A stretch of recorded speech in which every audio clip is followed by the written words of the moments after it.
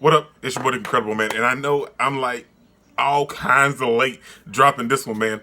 But this is Black Clover, episode 111, man, and it was a good episode. Like I constantly say, I read the manga, so I know what's happening and what's taking place and how it's getting there. But still, constantly watching the episodes be animated with the scores, the colors, and the voice actors doing a phenomenal job. I find myself appreciating everything that I've read in a whole new light, seeing it be animated. And this episode was no exception, man. It done everything as well. Let's dive right into it because this is my discussion slash review. Yeah, man. So we picked right up after last week. Well, last week's episode, and we're in Dream World with Duncy Unsworth. I think that's her name. Anyway, and her power is cool, and but there's a fatal flaw. If she can think it, like if you can make her think it, it can exist in the dream world. But at the same time, logic exists in the dream world as well. Like for materials and certain things, like what happened with the water when it exploded, because the water got charged with the lightning and then it combusted when the fire hit the water. So logic exists in the dream world, which is weird because it shouldn't, but I like the fact that it does. That goes very in depth. I mean, because dreams in a dream world, they're their own thing. So yeah, logic shouldn't exist in it, but I like the fact that it's kind of grounded in like a realism type thing, because that also allows for the Black Bulls and Susie to escape. I think that's her name. I feel like that's her name. Anyway, for them to escape the dream world with having logic exist within the dream world. So that's a good thing. That's a good thing. And that whole sequence that we had in there, it was purely comical, and everything that took place was very funny. We had Magma and Luck going back and forth like they do always, and we had Charmy and Vanessa having their little fun time like always, and we have Charmy telling everyone to eat. You guys should eat. You know, you use magic. You come over here and I'll feed you guys. And she's over there just la la la la la. And she's jumping on the bed. So the whole beginning of this episode was very fun, but you can tell it was a very serious moment as well, because they were in danger, and we know the elves want to kill the humans. And for them to make this episode that, it was nice. I really enjoyed the part that it was comical at the beginning, but in the latter half it got very dramatic and very, very serious. But everything that happened in the dream world, we didn't really focus on it though. That's the thing. Like we had some spots where they were attacking Dorothy and where she was attacking them, and then they kind of, Susie trying to figure out everything that happens in the dream world, and they showed everything that took place in there, and then boom, we were done with the dream world. Now, yeah, next week we're gonna go back because they have to finish everything, but for this week's episode, we were in and out when it came to the dream world. Like they showed us what was happening and what's going on, and then boom, we're back in the real world. Excuse me, the real world. And we have Asta, Gray, Gordon, and Henry versus Ghosh and Mari, or Marie, however you want to say it, and which is their elf versions now. And then we have Mimosa and Noel and everyone looking on because they can't really help them right now at this moment because they're drained of energy. Well, magic energy.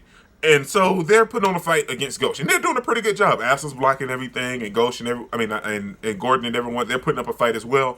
But then he starts to get the best of them in this episode, and we know that because Ghosh is a strong character anyway. But with the elf magic, Gordon stated that like he's way stronger than the normal Ghosh is right now, and he's using every move that Ghosh has used in the past against Asta and everyone, and they've seen it because Ghosh is a Black Bulls member. But that's what I constantly love about the Black Bulls, man. This was another episode that done that for me, man. Like I constantly say, the Black Bulls are the best team. I felt everything about the Black Bulls, man. Everything was just so phenomenal, man. So then we have Ghosh's character being possessed by the elf, and they are trying to kill Asta. And at this moment, Asta's thinking, well, if I do my black form, I can take him down and save him and Marie. But he won't give me a chance to unleash it. So at that time, Ghost takes Asta and tries to bombard him with all of these refrain lasers, and that's when Henry and everyone steps up into to build a little maybe like a little brick box or whatever to put Asta in to stop so he couldn't be attacked. And in that time, I knew it in my mind. I knew it, and plus because I read the manga, I knew that he was going to transform into his black form inside the box because there was just so much time, right? So, boom, pap, he transforms, and he's going to attack him. He's putting on work. He's stopping everything, and as he goes to attack him, at that time, Ghost lifts up his eye and uses the mirror that's in his eye, or the jewel, and uses Mari and pauses as the midair. Now, dude, I love how their powers work like that. And the funny thing is because like we know that the elves didn't really have to have grimoires to use their magic power, and I love the fact that they were getting to see Mari use her powers without even her having a grimoire. And it's so cool that they focused on that and showed that. And I like that. I really like that. But then we get to see Henry trying to save Asta because he built like a little makeshift mini bull flying machine. And he's trying to save Asta, but he's running very low on magical power. And then they break off and we see like a mini backstory of why his parents left him, how they left him, how he obtained the house. They just left him the house because they couldn't take care of him anymore because they were worried about their social status. And that just reminded me so much of how every Black Bull member has a past. They have a very, very tragic past.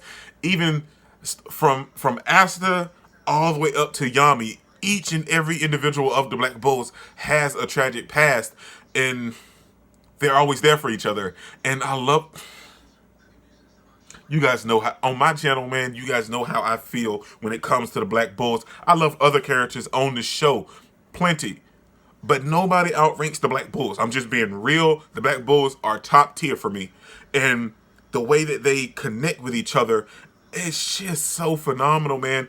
And learning, well, because we know it, but learning Henry's history and seeing everything, and seeing him get emotional and tear jerked trying to save Asta and everything, like it got me emotional. And that's what I'm saying. The Black Bulls are such a wonderful and a ragtag team, just a ragtag group of individuals that come together. And when you mess with a member of the Black Bulls, when you mess with a member of the Black Bulls, you mess with every single member, man. And I love that fact. And it just broke down to everything. And I felt some type of way all over again, man. Just remembering and seeing it again, thinking about when I read it in the manga about Henry's past. It was so glorious, man. It was so phenomenal. And seeing it was just an absolute treat, man. Then we also have Yami and Jack going back and forth while they're walking in the castle in the Netherworld to stop the other elder elves. And they're just going back and forth and arguing. I love Yami and Jack's banter and back and forth. I would love for the creator to create like a spinoff or maybe like a one-shot of just Jack and Yami going off doing a mission together. I mean, I know they're both captains, but just them going off doing a mission together would just be so fun, man. But then we come in contact with the guy that's using the dice magic, and he's the one that's deterring Jack and Yami and trapping them on a one-way path where they can't really find out where they're going. And honestly, I'm really loving this dice magic. It's not like a cool attack magic or anything like that, but maybe in like a little espionage or what he's doing now, it's very, very useful and very, very helpful, man. But that's everything that happened this episode, man. And like I said, I really enjoyed it, even if there was nothing but the Black Bulls connectivity, because we had that with all of the Black Bulls that's trapped in the dream world and all of the ones that's trapped in the real world, and they're all just so connected and just I want to be a Black Bull. Black Bull. I want to be a Black Bull. That's just what it is, man. This is your boy Incredible. Don't forget to smash that like button until you can't smash it anymore. Comment down below and I'll be sure to respond to each and every one of them. And subscribe. But only if you really want to, man. And remember, the anime matters, anime is greatness, and anime is life, man. Peace out.